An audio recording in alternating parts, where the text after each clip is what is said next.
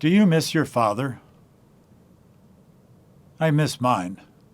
My dad was a quiet, kind, generous man, an outdoorsman, entrepreneur, and a hard worker. And he was a just and loving disciplinarian. I sure needed both.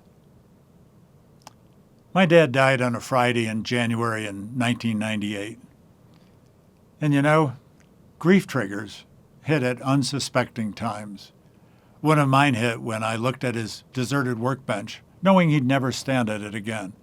That was a tough moment.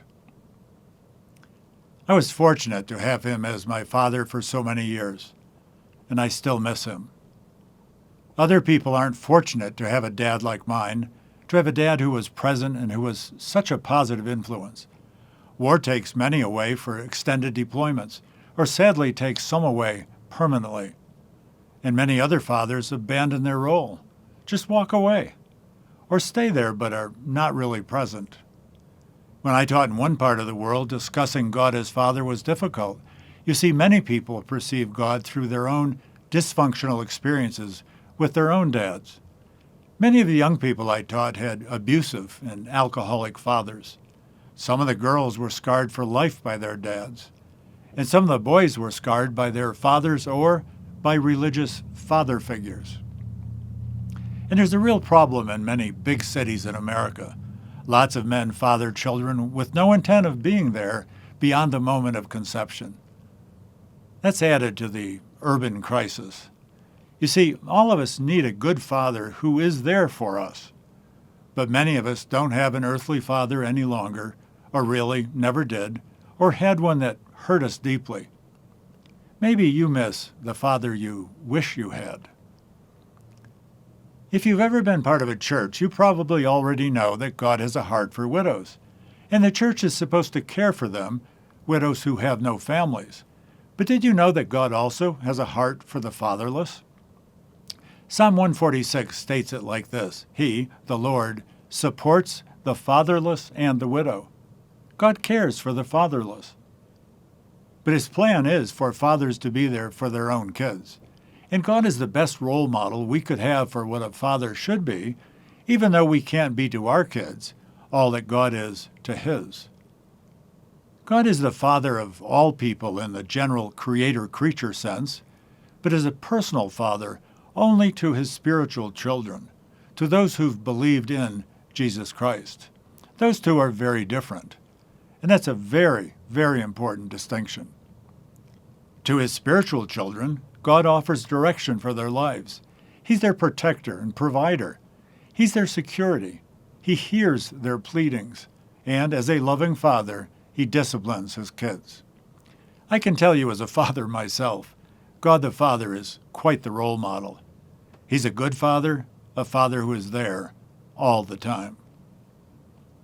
One night some years ago, a young woman, I'd say probably in her early 20s, talked to me alone with tears glistening in her eyes. She told me about how much she loved her dad and how much she missed him since he had died so young. His death broke her heart. She missed him so very much. And then she told me about a crisis in her life and how heartbroken, distraught, and crying that morning in the shower, she had been praying to her dead father. As we talked, the tears streamed down her face. She asked me what I thought about her praying to him. Wow, no one had ever asked me anything like that before. And I can tell you, I prayed a silent prayer before I opened my mouth. I told her that her love for her father was something so very special to me as the father of a young daughter myself. That really touched my heart. But I told her that it also scared me. She asked, why?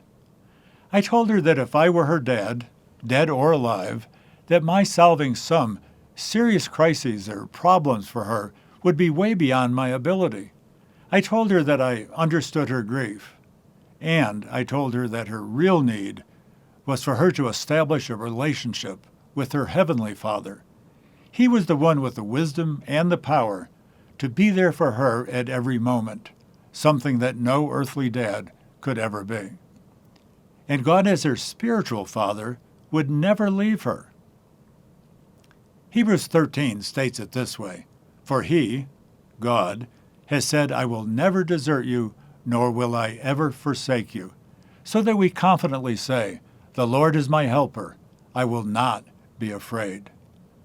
The lights came on for her. She understood that she needed to believe in Jesus so that God the Father would personally become her always there Father. The Apostle John wrote it this way in the beginning of his gospel, "But as many as received him," that's Jesus, "to them he gave the right to become children of God." Let me start that again. "But as many as received him, to them he gave the right to become children of God, to those who believe in his name, who were born not of blood, nor of the will of the flesh, nor of the will of man, but of God." I'm sure that young woman still misses her earthly father. I still miss mine. But now she's a child of her always good, always there, Heavenly Father. Skeptic, seeker, do you miss your earthly father? And more importantly, do you, deep down miss God the Father? If you do, follow the 911 God link at the bottom of the justaquestion.org homepage to a video where I'll explain how you can become a son or daughter of the Heavenly Father. And believer, remember whose child you are. I'm John Morris. I'll see you on that 911 God video or on the next Just a Question.